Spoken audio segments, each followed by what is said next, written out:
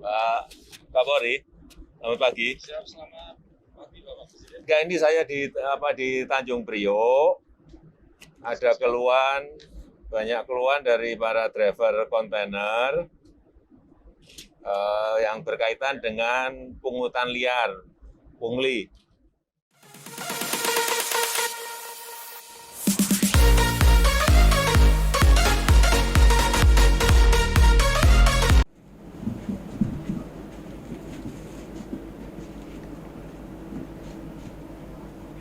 Baiklah. Assalamualaikum warahmatullahi wabarakatuh.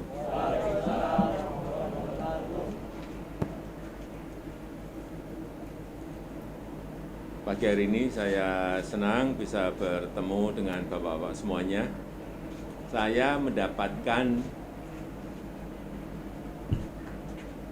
keluhan yang saya lihat dari media sosial. Terutama driver banyak yang mengeluh karena urusan bongkar muat. Benar enggak? Tolong nanti diceritakan problemnya apa sehingga kita bisa memberikan jalan keluar. Dan tidak usah takut dengan Pak Menteri atau pimpinan-pimpinan di pelabuhan di sini. Disampaikan apa adanya, kalau bisa dicarikan jalan keluar akan saya carikan secepat-cepatnya. Saya rasa saya mampir ke sini hanya untuk itu. Silakan.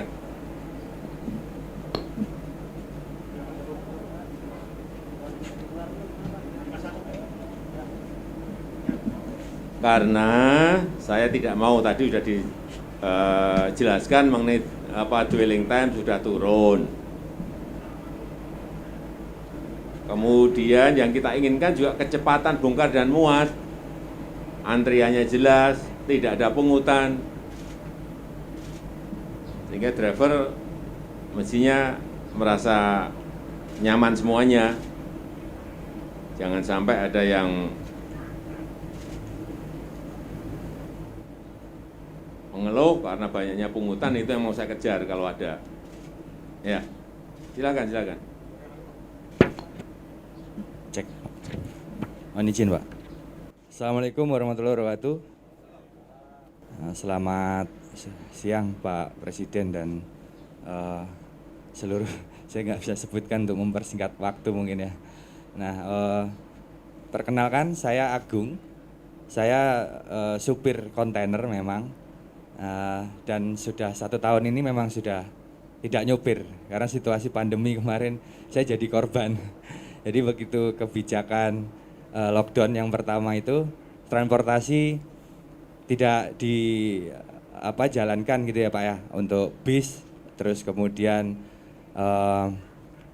kereta, pesawat itu tidak ada. Waktu itu saya pulang kampung, begitu tidak ada transportasi, saya tidak bisa balik ke Jakarta, akhirnya sampai tertahan 2 bulan. Nah begitu saya balik lagi, kendaraan yang saya bawa sudah dibawa oleh supir lain gitu, dan sampai sekarang saya belum bekerja gitu. Nah, saat ini saya lagi mencari pekerjaan juga gitu. Nah, tetapi posisi di kami, di kawan-kawan supir, saya sedikit mau cerita dulu tentang aktivitas mungkin ya Pak. Nanti berhubungan dengan persoalan yang ada di pelabuhan gitu.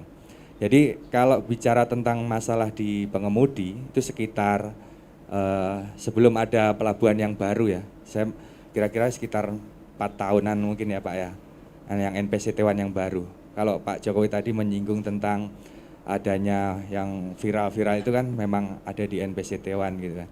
Nah, dulu pada saat pembangunan tol dari Priok, tol layang ya Pak, dari Priok ke Cakung gitu, yang akses ke Cikampek gitu.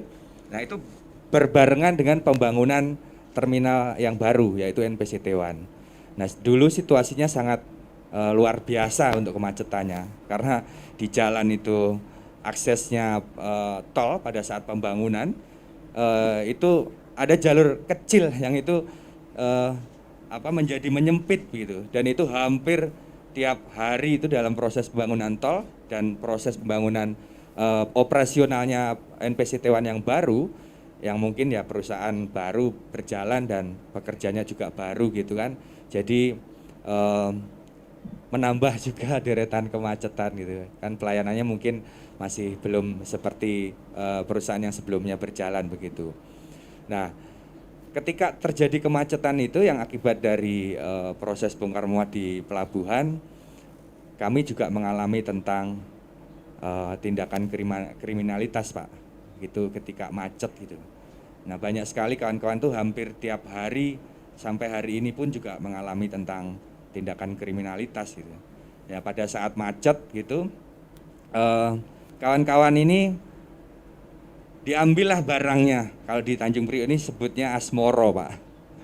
Yang dia ketika macet itu ngambil barang dari kendaraan gitu secara diam-diam.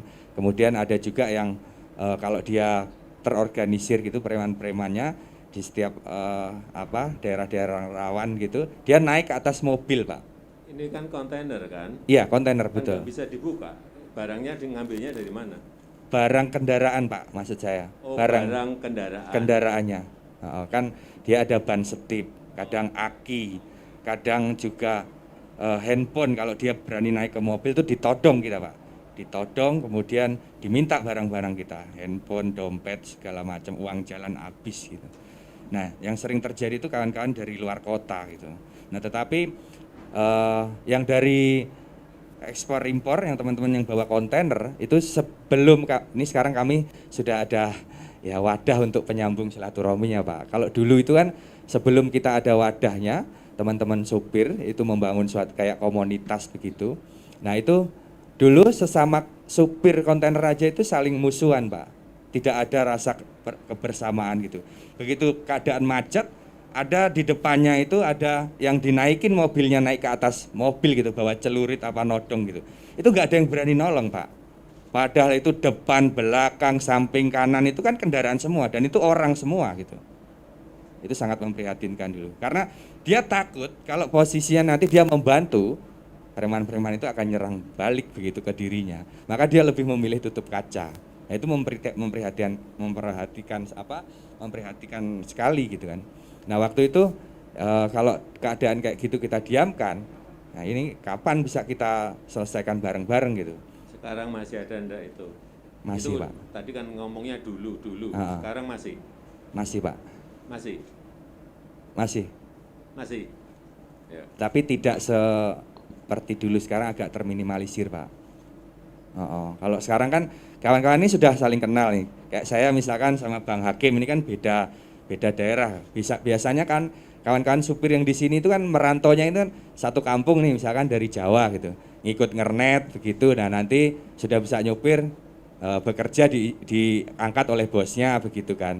Nah, itu ngumpul dalam satu perusahaan. Nah, dia tidak akan kenal dengan perusahaan yang lain, dan itu juga misalkan Bang Hakim ini dari Medan itu. Dari satu perusahaan misalkan dia connect-nya dari Medan gitu. Nah, itu kayak musuh-musuhan gitu. Gak ada ininya. Nah, maka kita membangun suatu perkumpulan gitu sesama pengemudi. Ketika kami sudah saling kenal, saya kenal sama Bang Hakim gitu. Ketika ada yang di premanisme gitu, ya ayo kita tolong bareng-bareng. Kalau ini, Pak, saya tanya masalah yang berkaitan dengan tadi yang saya sampaikan, pungutan. Ini ada yang menyampaikan pungutan di Fortune, di NPCT One, di Depo Dwipa. Benar enggak? Benar, Pak. Jadi makanya ini kan saya mau itu pungutan apa itu? Saya mau urai rangkaikan semua gitu. Tapi kalau ada ya kawan-kawan yang menyampaikan, Bang Hakim, monggo. Bismillahirrahmanirrahim. Assalamualaikum warahmatullahi wabarakatuh. Perkenalkan, nama saya Bapak, nama saya adalah Abdul Hakim Sitompul, panggilan sehari-hari Hakim, Pak. Tadi mengenai kata Bapak masalah di depo ya, Pak ya, masalah pungli. Itu benar sekali, Pak. Itu pungli itu begini, Pak, ceritanya. Meminta imbalan lah, kalau nggak dikasih kadang diperlambat. Itu jabatan tadi benar itu, kayak Fortune, Dwi, Pak, terus MBP, hampir semua depo rata-rata. Itu, Pak. Yang sekarang itu saya perhatikan itu yang agak bersih, cuma namanya depo Senkon sama depo Purinar agak bersih dikit. Lainnya hampir rata-rata ada pungli, Pak. Punglinya itu siapa yang pungli? Dari karyawannya, Pak. Jadi contoh, Pak, kita kan bawa kontainer nih. kosongan lah ataupun mengambil kosongan. Nah, kita laporan kan, diambil lah. Itu harus ada uang tip, dia bilang kuliah ya, atau 5.000 paling apanya kadang-kadang 15.000, ada 20.000 Pak. Itu kalau nggak dikasih, masih dikerjakan, cuma diperlambat. Alasannya, dulu yang ada duitnya, kata kasarnya begitu lah. Coba mereka itu nggak mau ngomong Pak. Jadi begitu punglinya Pak di dalam depo itu Pak. Nah termasuk tadi saya jelaskan lagi masalah premanisme. Itu premanisme itu begini saudara, kayak macam kemarin depo macet. Itulah terjadi namanya premanisme itu. Kalau mungkin lancar, ini mungkin tidak ada Pak. Jadi ini kendala kita ini di kemacetan aslinya Pak. Suatu seperti contoh kemarin mungkin Bapak dengar udah di LPCT kan, kemacetan udah viral kan. Itu pada saat itu namanya premanisme itu auzubillah bijalik. Sampai itu kalau nggak salah hari itu ada yang kena todong kalau nggak salah. Pada saat itu pas ngantri macet itu tuh Pak di jalan raya di depan mulai dari pos 8 namanya sini, pos 9 sampai ke Pacis sampai ke sono. Mulai arah dari utara ataupun dari Cakung macet lagi. Nah disitulah kejadian itu namanya premanisme itu Pak. Jadi kami mohon kepada Bapak Presiden, bagaimana solusinya nih ke depannya kami. Karena kami Pak sakit hati sebenarnya Pak, sebenarnya kalau dibilang sakit hati Pak. Sakit hati begitu. Tidak ada kenyamanan untuk supir kami, supir khususnya pengemudi di Tanjung Priok. Kita jangan ini dalam Priok aja ataupun dalam Jakarta, belum lagi luar kota. Luar kota hampir sama semua, pungli itu tuh banyak Pak. Premanisme banyak. Mungkin Bapak udah tahu kali di medsos. Mungkin Bapak belum bisa tahu lah. Karena kami kan mungkin sama media itu agak ini karena kami sibuk ya kan. Gitu. Itu Pak kira-kira Pak. Ya. Kurang lebihnya mungkin dari teman-teman ataupun dari kawan-kawan kita mau ngomong lagi nih. Izin Pak Presiden. Tes. Assalamualaikum warahmatullahi wabarakatuh. Selamat siang Pak Presiden yang saya hormati. Perkenalkan saya Nuratno. Sekarang bekerja di perusahaan kaki lima Pak, kontainer. Kaki lima itu perusahaan yang punya mobil cuma 1-2. Tuh.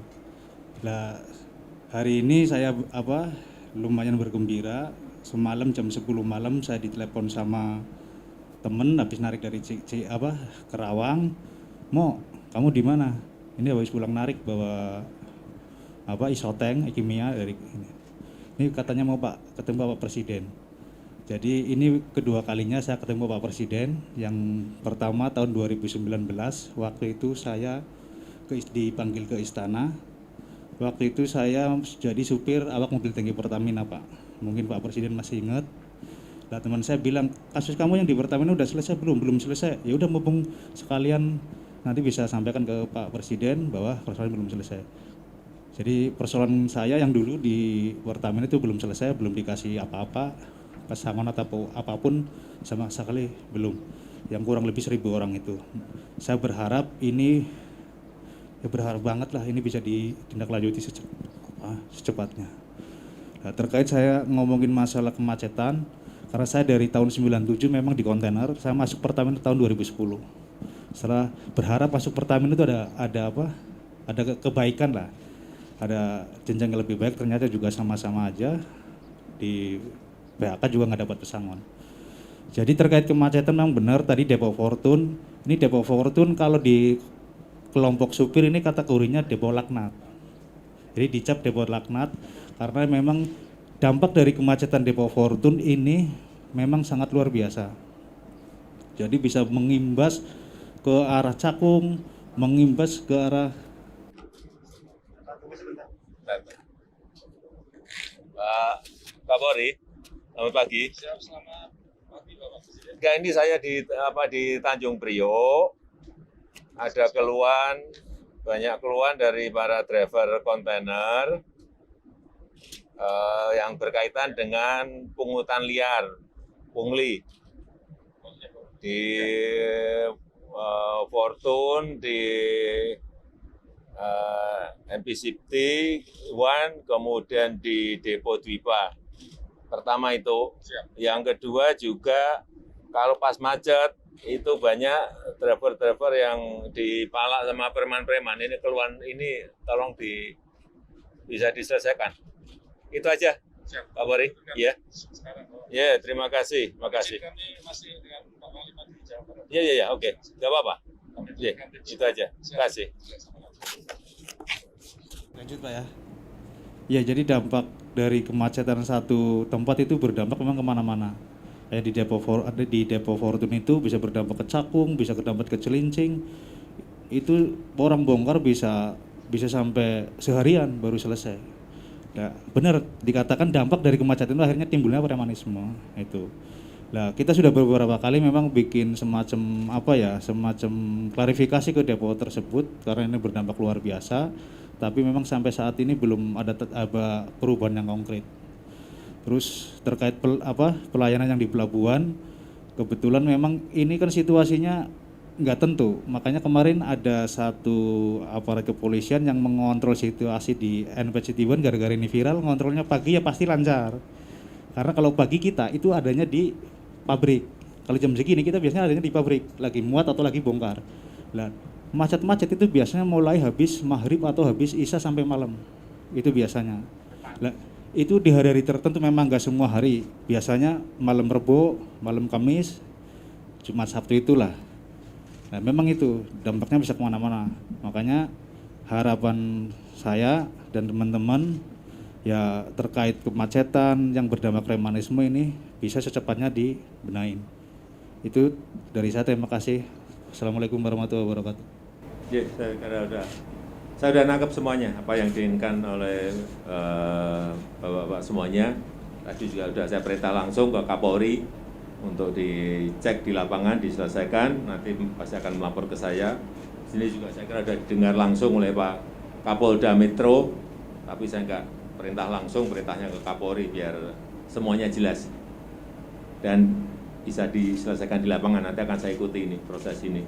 Nah, kalau keluhan-keluhan seperti itu tidak diselesaikan, udah pendapatannya sedikit, masih kena preman, masih kena pungli, itu yang saya baca di ini, di status di media sosial yang saya lihat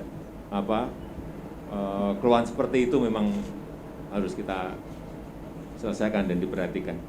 Saya rasa itu yang bisa saya sampaikan pada kesempatan yang baik ini. Sekali lagi saya terima kasih atas pertemuan pagi hari ini. Nanti coba saya prosesnya ini akan saya ikuti. Nanti saya akan cek ke bapak-bapak tadi yang menyampaikan apakah sudah terjadi perbaikan atau belum. Kalau enggak nanti saya undang lagi di lain waktu. Yeah. Terima kasih, karena saya masih ada acara yang lain, saya tutup. Terima kasih. Assalamualaikum warahmatullahi wabarakatuh.